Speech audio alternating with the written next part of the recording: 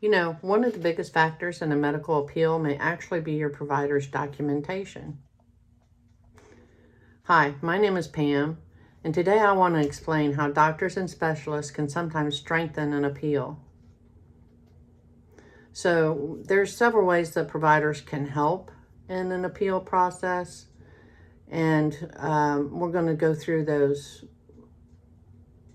items in detail. So first thing that they could do would be to send detailed notes of visits that they had with you, any visits they've had in the past, say, several years.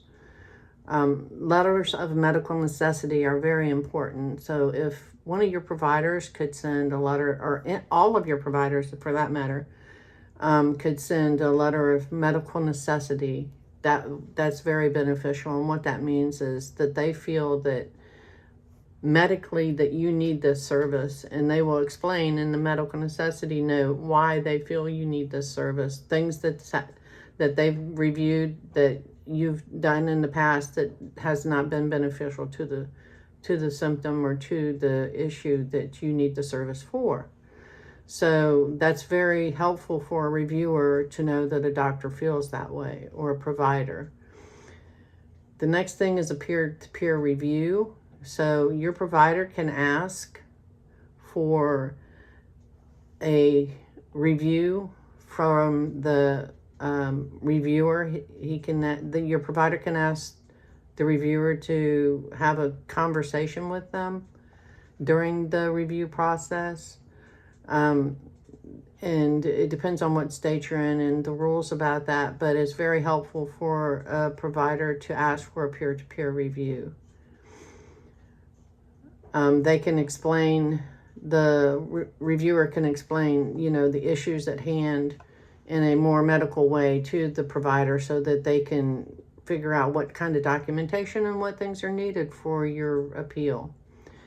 And the specialist involvement helps too. The person that is going to provide the service, if they can get involved, if you can get them to send information to them of why they think it's medically necessity, that is also very helpful. And also one of the other factors is if they can explain the risk of delaying the treatment.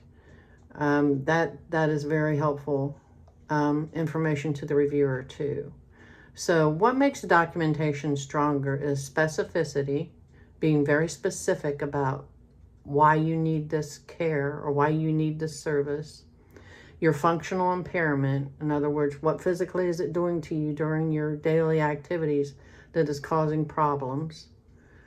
Objective findings, so in other words, the medical records and that sort of thing. Factual documentation from your providers, your treatment history, and knowing the guideline support, and reading through that. When you get your denial letter, they'll give you a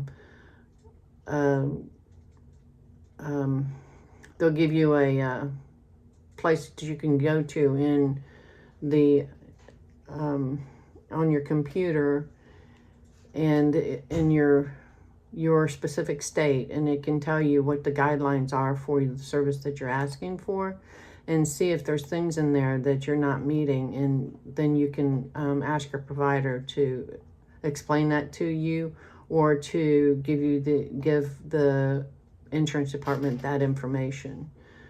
So in closing, I just want you to know that providers can play an important role, but the records need to be clearly explain the medical reason. And also, it needs to back up the medical reason why you need that service. So if you like this video, please like and subscribe down below.